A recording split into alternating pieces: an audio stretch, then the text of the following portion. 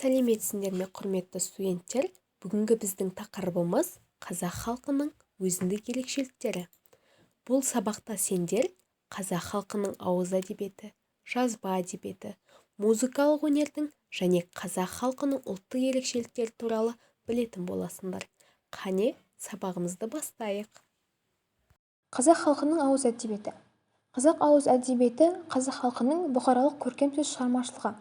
Алғашқы нұсқалар ерте заманда түркі тектес рулардың, тайпалардың сөйлеу тілі қалыптаса бастаған кезде пайда болды.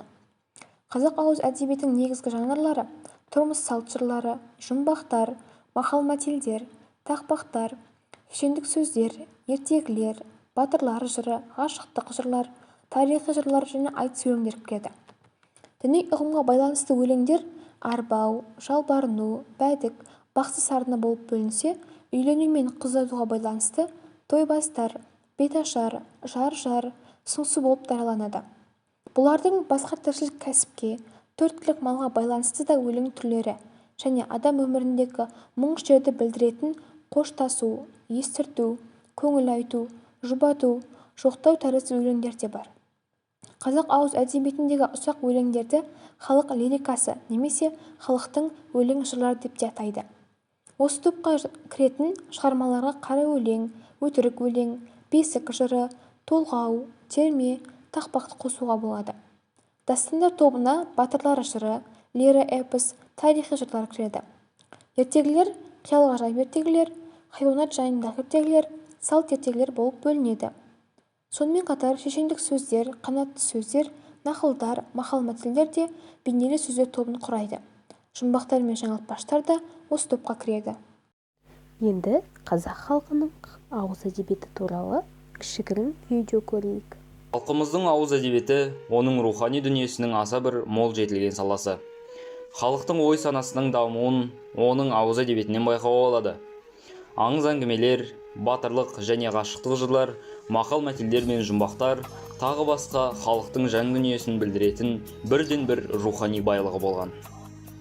Қазақ халқы ауыз әдебиетінде келешекке деген ой арманын, дүниеге көз қарасын білдірген, отбасына жақсылық сезімін тілеген. Халқымыз өзінің өмірдегі қуанышын да, ренішін де өлең жырларында білдірген.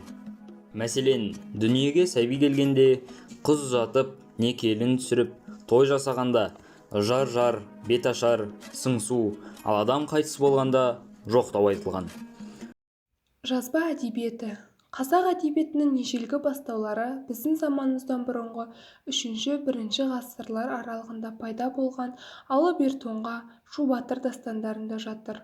Осынау жазбалардағы оқиғалардың қазақ халқының арғы тарихымен тығыз байланыста өрбігендігі соңғы уақыттардағы ғылыми ізденістер барысында толық дәлелденді.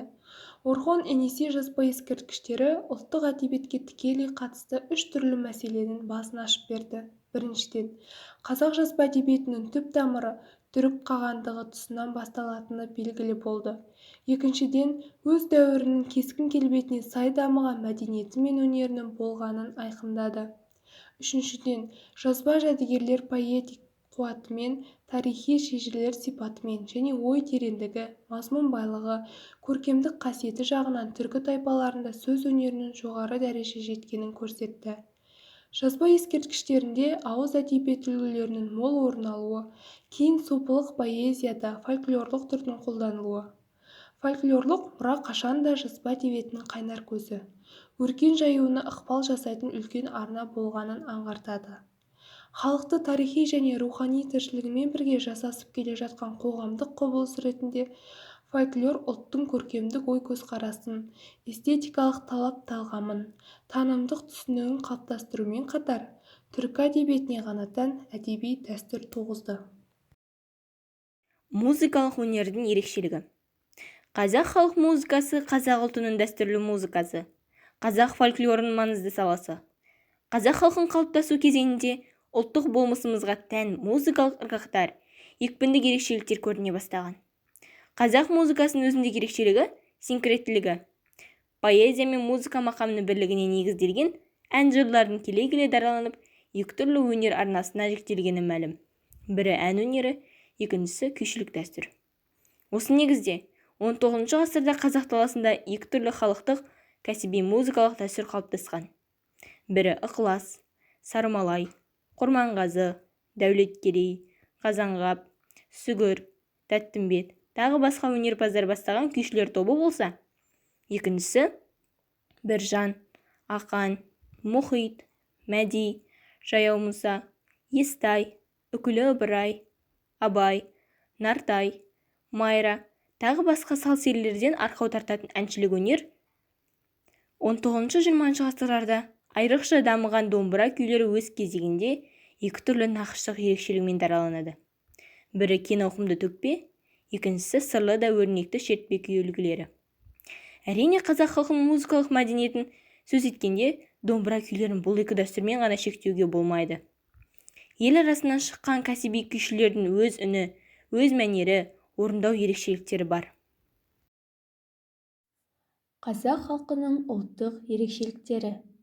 Қазақ халқының ұлттық киімдерінің қалыптасуы мен түр-сипаты көшпелі тұрмыс, құбылмалы ауа райымен қатар халықтың наным-сенімдері, сұлулыққа құмарлығы, түрлі маталардың қолданысқа енуі және көрші ұлттармен мәдени-экономикалық байланысы әсерінен жылдар бойы өзгеріп отырды. Қазақтың ұлттық киімдерінде оның этникалық тарихы мен экономикалық, әлеуметтік және табиғи ортаның ерекшеліктерінен туындайтын көне дәстүрлер бой көрсетеді.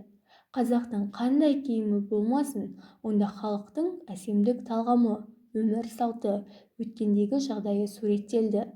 Ұлттық киім бай, тарихи-мәдени мұра.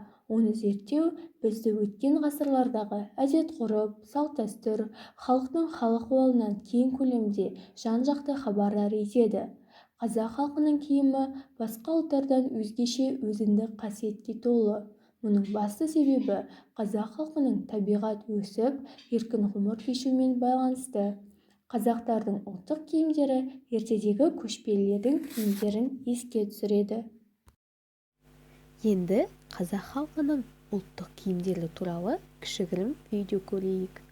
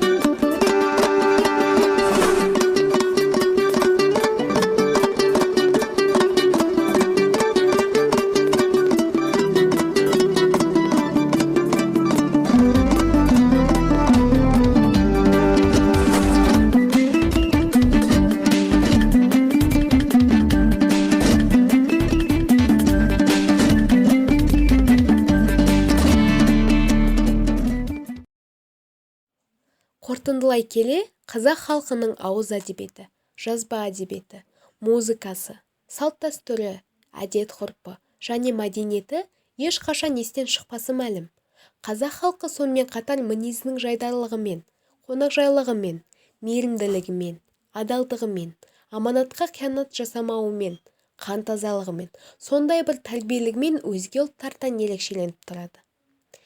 Енді сабағымыздың соңын қазақтың ұлттық билерінің бірі Қамажай биімен аяқтағымыз келіп тұр.